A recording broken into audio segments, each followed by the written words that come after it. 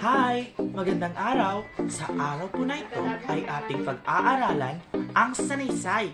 Ano nga ba ang sanaysay? Ayon kay Alejandro Abadilla, ama ng modernistang pagtula sa Tagalog, kapag sinabi daw po nating sanaysay, ito po ay nagmula sa dalawang salita na pinagsama, ang sanay at salaysay, na kapag sinabi nating sanay, ikaw ay maalam o eksperto sa isang usapin, habang ang salaysay naman ay nagkukwento. Kapag sinabi nating sanaysay, ito ay isang malayang pagpapahayag ng karanasan, damdamin, kuro-kuro ng isang manunulat at ito'y inilalahad sa isang malinaw, lohikal at nakahihikayat na pamamaraan. Ang sanaysay ay isang piraso ng sulatin na kadalasang naglalaman ng punto de vista o pananaw ng may akda. Ito ay komposisyon na prosa na may iisang diwa at pananaw. Ito rin ay sistematikong paraan upang maipaliwanag ang isang bagay o pangyayari. Ginagamit din ito sa halos lahat ng larangan, lalong-lalo na sa agham panlipunan, humanidades at edukasyon. Ang sanaysay ay mula sa wikang Ingles na essay, na mula naman sa salitang Latin na exagio, na ang ibig sabihin ay gawin, mag-alis, magtimbang, at magbalanse. Alam mo ba, noong huling bahagi ng ika-1600 taon, sa pamamagitan ng inilathalang sulatin ng Pranses na si Michel de Montaigne, na pinamagatang essays, na itakda ang kahulugan ng essay, ayon sa naging hangarin ng manunulat na maging isang pagtatangka na makapagpahayag ng mga kuro-kuro at karanasan ang sulatin.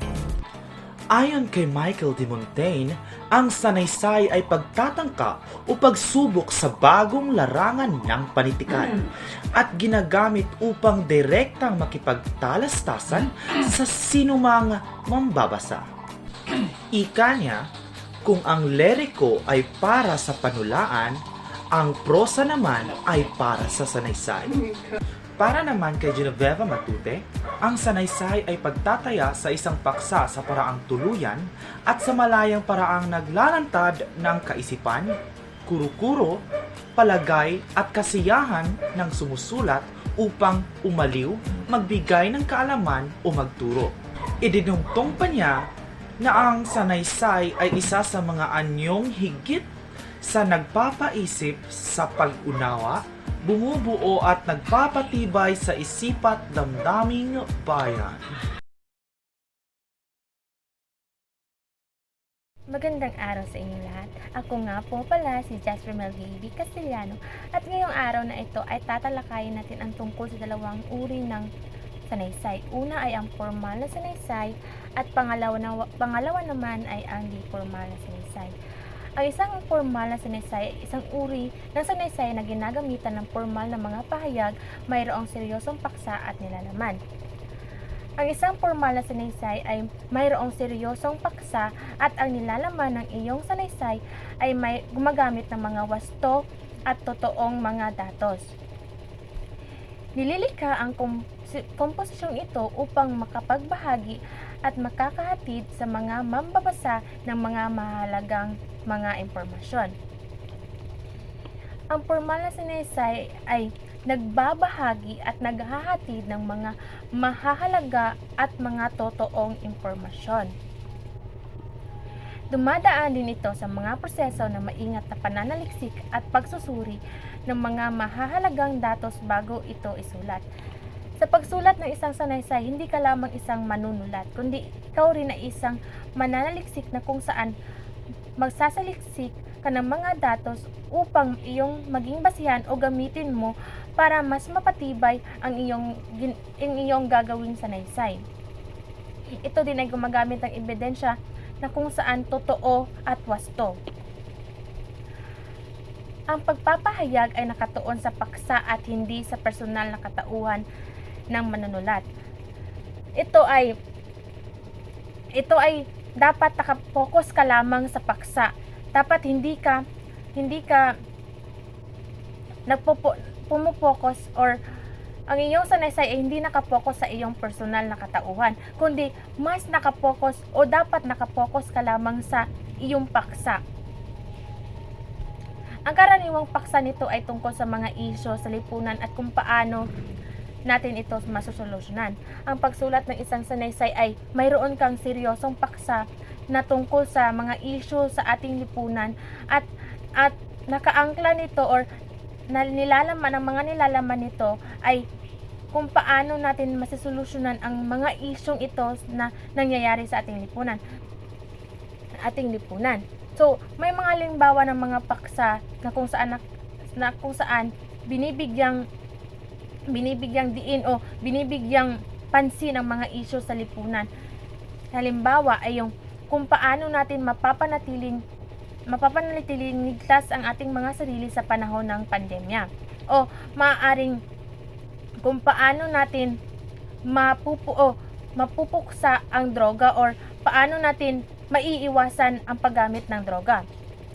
Sa madaling salita, ang isang formal na sanaysay, ito ay tumutukoy sa mga seryosong paksa at nangangailangan ng mas masusing pag-aaral at malalim na pag-unawa sa paksa. Ito ay isang sanaysay na kung saan nagbabahagi at nagbibigay ka ng mga mahalagang impormasyon sa iyong mga mambabasa. Pangalawang uri ng sanaysay ay ang di formal na sanaysay. Ito ay isang uri ng sanaysay na lumalapit sa katauhan ng manunulat. Ito ay isang sanaysay na kung saan nakapokus sa opinyon o mga pananaw ng isang manunulat o sa personal na katauhan ng manunulat. Malayang na ipapahayag ng manunulat ang kanyang pananaw at saloobin. Ito ay isang sanaysay na kung saan malaya ang isang manunulat na sabihin o isulat ang kanyang mga opinyon, saloobin, mga pananaw o kaisipan sa mga isyong lumalaganap sa ating lipunan. Ang pagpapahayag ay para lamang nakikipag-usap sa mga mambabasa at ginagamitan ng mga di formal na salita. Ang di formal na sanaysay ay para lamang kang nakikipag-usap sa iyong mga mambabasa. Kagaya nga ng sabi ni Ma'am Borgonya, ito ay conversational na paraan na kung saan mas nakokonekta or mas lumalapit ka sa mga mambabasa mo. Para ka lang nakikipag-usap sa iyong mga kaibigan o parang kinakausap mo lang ang iyong mambabasa na kung saan mayroong interaksyon na nangyayari. Naglay rin ito ng mga nakakaaliw at nakakaakit na nilalaman. Kapag kasi sumusulat tayo ng isang di formal na sanaysay ay malaya tayong gamitin ang mga salita na kung saan maaari tayong gumamit ng mga nakakatawang salita o maaring nakakaaliw at nakakaakit na mga salita na kung saan makakakuha lamang tayo ng mga atensyon o ng interes sa ating mga mambabasa. Karaniwang paksa nito ay ang mga karanasan at pananaw ng manunulat sa mga bagay at pangyayari sa kanyang paligid. Ang di formal na sanaysay ay nakapokus lamang or minsan ay kadalasan nakapokus sa karanasan at pananaw ng manunulat na sinusulat niya kung ano sa tingin niya ang tama o ano sa tingin niya ang gusto niyang sabihin. O sa madaling salita, ito ay tungkol sa kanyang mga opinyon, kaisipan, o mga saloobin na gusto niyang ibahagi din sa mga mambabasa. Sa madaling salita, ang di formal na sanaysay ay naglalaman ng mga nasasaloob at kaisipan tungkol sa iba't ibang bagay at mga pangyayari na nakikita at nararanasan ng isang tao. So, ang kaibahan ng formal at di formal, ang formal ay mayroon kang binabasyang mga totoong datos na kung saan nananaliksik ka ng mga datos upang mas mapatibay at maging totoo ang iyong ginawang sanaysay. Samantalang ang di formal na sanaysay ay tungkol lamang sa kung ano sa tingin ng manunulat na tama, kung ano sa tingin niya ang wasto at nakasentro ito sa kanyang karanasan o kanyang kaisipan, saloobin, pananaw sa kanyang isyong o paksang pinili.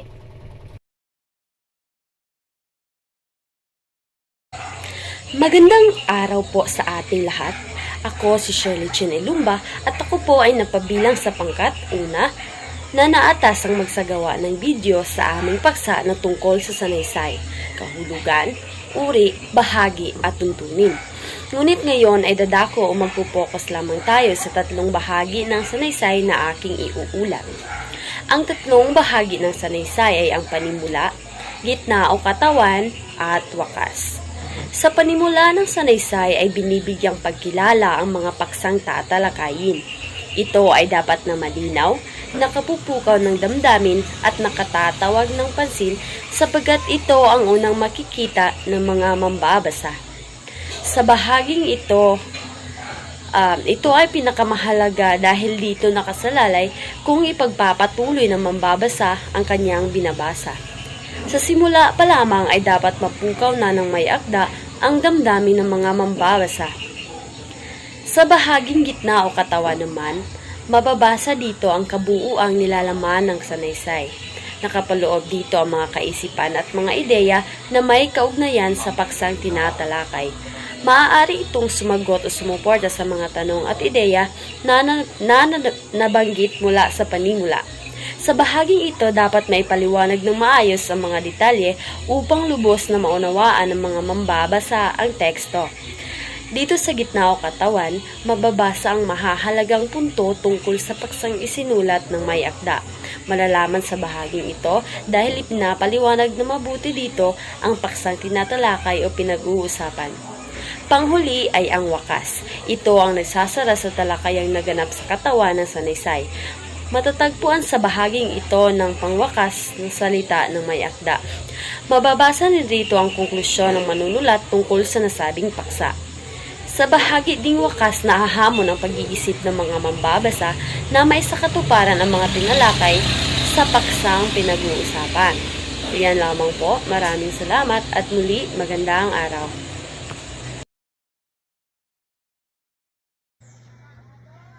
Mga tuntunin sa pagsulat ng sanaysay. Una, isiping mabuti kung paano sisimulan o tatapusin ang sanaysay. Nang sa ganun ay maiwasan ang kalituhan, ang pagkakaroon ng iba pang paksa na hindi pamilyar o malayo sa paksa ng sanaysay na gagawin mo. Nang sa ganun ay maiwasan din ang napakahabang sanaysay at pagkakaroon o maiwasan din ang pagkakaroon ng walang kabaluhan nito. Pangalawa, pumili ng ideya o konsepto na nais isama sa sanaysay. At dapat lahat ng mga ito ay magkakaugnay. Kung pipili ka ng ideya o konsepto na ilalagay mo sa sanaysay ay dapat angkop ang mga ito sa gagawin mong sanaysay. At magkakaugnay ito.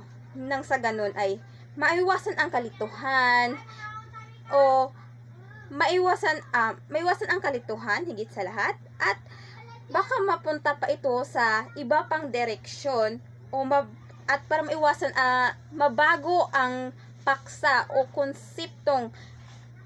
konsepto ng iyong sanaysay. Pangatlo, ayusin ang mga ideya sa sanaysay. Piliin ang mga ideyang nais ilagay sa panimula, katawan at wakas ng sanaysay. Sa pagbuo ng sanaysay ay dapat nakaayos ito. Kung ano ang ideya mo sa nanais mo ilagay sa panimula at katawan at wakas, kung saan ang panimula ay ito yung sa English ay sa introduction mo. Ito yung intro o pangbungad mo sa iyong gagawing sanaysay. At katawan, kung saan dito ay nakapaloob ang mga ebidensya, ang mga paliwanag ng iyong sanaysay. at wakas kung saan doon mo ibibigay yung conclusion mo o yung reaction mo sa ideya o konsepto ng sanaysay na gagawin o ginawa mo. At ako naman po, si Glidel Saranillo, kumukuha ngayon ng BS at Filipino. Mga tuntunin sa pagsulat ng sanaysay. Ang mga sumusunod ay ang mga tuntunin sa pagbuo ng balangkas o awitlain sa pagsulat ng sanaysay. Una, isiping mabuti kung paano sisimulan o tatapusin ang sanaysay. Pangalawa, pumili ng mga ideya o konseptong nais isama sa sanaysay. Dapat lahat ng mga ito ay magkakaugnay. Pangatlo, ayusin ang mga ideya sa sanaysay. Piliin ang mga ideyang nais ilagay sa panimula, katawan at wakas ng sanaysay. Pang-apat naman, iwasang mawala sa focus habang nagsusulat ng sanaysay dahil para itong mind map, ito ang magiging gabay mo upang malinaw na maisulat ang mga ideya. At panghuli, iwasang magpaulit-ulit ang mga ideya sa isulat na sanaysay. Dapat sa simula pa lang nakaplano na kung ano ang mga ideyang isama o hindi. Sa ngayon ay pag-uusapan naman natin ang mga tuntunin sa pagsulat ng sanaysay ayon kay Torres 2020. So ano nga ba ang panimula introduksyon? Ang panimula ay ang pinakamahalagang bahagi ng isang sanaysay sapagkat ito ang unang tinitingnan ng mga mambabasa at dapat itong makakapukaw ng atensyon upang ipagpatuloy ng mambabasa ang pagbasa ng akda. So, ang panimula, ito yung pinakaunang bahagi ng sanaysay. So, dapat ang panimula ay binibigyan natin ng mga flowering words. Ito ay dapat nakakaakit sa mga mambabasa upang mas ganahan silang magbasa at tatapusin nila ang pagbasa ng isang sanaysay. Ang susunod naman ay ang mga paraan ng pagsulat ng panimula. So, ang una ay ang pasaklaw na pahayag. Ano nga ba ang pasaklaw na pahayag? So, ito ay ang inuuna, ang pinakamahalagang impormasyon hanggang sa maliit na detalye. So, sa panimula, merong pasaklaw na pahayag kung saan isinusulat natin ang pinakamahalagang detalye hanggang sa pinakamaliit. Kumbaga, direct to the point tayo. Isusulat natin ang mahalaga lamang, ang pinakamahalaga, upang mas ganahan ang ating mga mambabasa na magbasa ng ating sanaysay. Sapagkat kung paliko-liko pa, parang nawawala ng gana ang ating mga mambabasa. So, sa pangalawa naman ay ang tanong rhetorical. So, ano nga ba ang tanong rhetorical? So, ang tanong rhetorical ay isang tanong na ginawa ng author sa panimulaang bahagi ng sanaysay na kung saan ito ang siyang nagsisilbing pang-akit sa mga mambabasa. So, kasi pag nagtanong ang author sa panimula, so, iisipin ng mga mambabasa, ano kaya ang magiging sagot nito? Kaya magiging curious sila at babasahin nila ang buong sanaysay. Kaya ito tinatawag na tanong rhetorical. So, pangatlo naman ay ang paglalarawan. Ito ay nagbibigay linaw at description sa iyong paksa. So, sa paglalarawan, simple lang, inilalarawan mo kung ano patungkol ang iyong paksa. Nililinaw mo kung ano ba talaga ang patutunguhan ng iyong paksa. Binibigyan mo ng description kung ano man patungkol ang paksang napili mo upang mas maging maganda ang panimula na iyong ginawa. Upang mas maging kaakit-akit ito sa mga mambabasa. Sipit. Ito ay isang kopya galing sa ibang mga literaturang gawa gaya ng libro, artikulo at ibang sanaysay. Ang sipi ay nangangahulugan ng akda. Ito ay maaring isang bahagi lamang ng isang akda o hindi kaya ang buong akda. Paano nga ba gamitin natin ang isang sipi? Una, basahin ng buo ang isang akda. Pangalawa, siguraduhin na mananatili ang diwa o kaisipan ng isang akda. Pangatlo, mahalaga na maunawaan din ang kultura ng taong sumulat ng akda. At ang panghuli, ay isalin ang buong teksto at hindi lamang ang bawat salita upang mapanatili ang orihinal na mensahe. Makatawag sa pansing pangungusap. Ito ay isang pangungusap na makukuha ng atensyon ng nagbabasa. Ito rin ay isang paraan ng paglalahad ng panimula na ginagamitan ng matatalinhagang pahayag tulad ng tayutay at idioma. Kasabihan. Ito ay isang makaluma at maiksing pariralang nagpapahayag ng ideya na pinaniniwalaan ng nakararami na tunay o totoo. Madalas na sinasabi ito upang magbigay ng payo o impormasyon tungkol sa buhay at karanasan ng tao. Ito rin ay bahagi ng kulturang Pilipino, gaya na lang ng kasabihan na ang batang matapat pinagkakatiwalaan ng lahat. Salaysay. Ito ay isang eksplanasyon ng sanaysay. Ito rin ay isang anyo ng diskurso na sumusubok na magsasalaysay ng isang pangyayari upang malaman na paraang nakita o naranasan mismo ng mambabasa. Bilang karagdagan sa pagbigay ng isang aesthetic na karanasan, ang mga layunin ng mga tekstong salaysay ay nagbigay ng pananaw sa mga mambabasa, nagbigay ng libangan, at pagbibigay ng kaalaman sa pamamagitan ng impormasyon. Magandang araw sa ating lahat. Ngayon naman ay ating tatalakayin ang pangalawang tuntunin sa pagsulat ng sanaysay, ang katawan. Ang katawan, dito nakalagay o nakasaad ang lahat ng ideya. Sa bahaging ito ng sanaysay ay makikita ang pagtatalakay sa mahalagang puntos ukol sa tema at nilalaman ng sanaysay. Dapat ipaliwanag ng mabuti ang bawat puntos upang maunawaan itong maigi ng mga mambabasa. Ngayon naman ay dadako naman tayo sa apat na paraan na pagsulat ng katawan. Una ay ang pakronohikal. Ang pakronohikal ay ang pagkakasunod-sunod na nakaayos ayon sa panahon ng pangyayari. Napakahalaga ng pagkakasunod-sunod ng mga pangyayari sa pagsulat ng katawan nang sa ganun ito ay madaling maintindihan at maiwasan din ang pagkalito.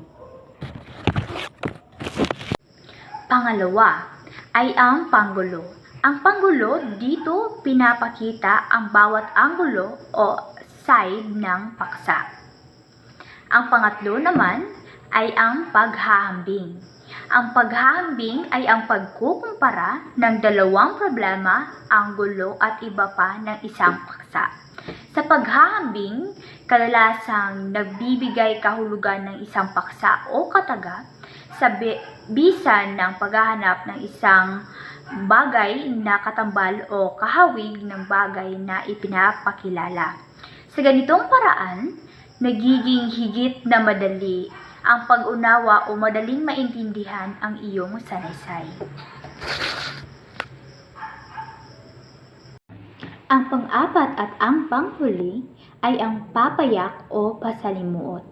Ito ay nakaayos sa paraang simple hanggang sa komplikado at vice versa. Sa pagsulat ng katawan, maaari mo itong simulan sa mga mabibigat na mga pangyayari kagaya ng mga problema o mga malulungkot. Kasunod nito ay unti-unti mong ibago ang pangyayari sa masaya at simple lang. O pwede rin vice versa. Ang tatalakayin ko ngayon ay ang tungkol sa wakas o konklusyon. Ano nga ba ang wakas o konklusyon? Dito nakalagay ang pangwakas na salita o ang buod ng sanaysay. Gumagawa tayo ng konklusyon base sa mga nakuha nating mga datos o impormasyon. Dito na mailalabas ng manunulat ang punto at kahalagahan ng isinasalaysay niyang pangyayari o issue at mga pananaw niya rito. Ang susunod ko namang tatalakayin ngayon ay paraan ng pagsulat ng wakas. Una, tuwirang pagsabi. Ano nga ba ang tuwirang pagsabi? Ito ay ang mensahe ng sanaysay. Ito ay pagsipi o paggamit ng mga orihinal na pahayag na binanggit ng kilala o maging karaniwang tao. Tinatawag din itong quotations in English o in Tagalog is kawikaan. Dahil ito'y winika ng isang tao ayon sa kanyang pananaw. At ang ikalawa naman ay ang panlahat na pahayag. Ito ay ang pinaka-importanting detalye ng isang sanaysay. Ito ay maaaring hanguin sa salawikain, sa mga kawikaan, at maging sa mga pamilyar at pang-araw-araw na makatotohanang kaalaman ng lahat ng nagtataglay ng diwa o aral. Ang ikatlo ay ang pagtatanong. Dito winawakasan ang sanaysay sa pamamagitan ng isang retorikal na tanong. Patanong ang ginagamit na paraan ng mga manunulat. Isang tanong na tinatanong ang nagbabasa para hanapin ang isang sagot sa sanaysay at para isipin niya ito. Ang panghuli ay ang pagbubuod. Ang lagom o buod in English is summary ng isang sanaysay. Dito nangyayari ang pagbubuod sa paksang tinatalakay. Audio Jungle.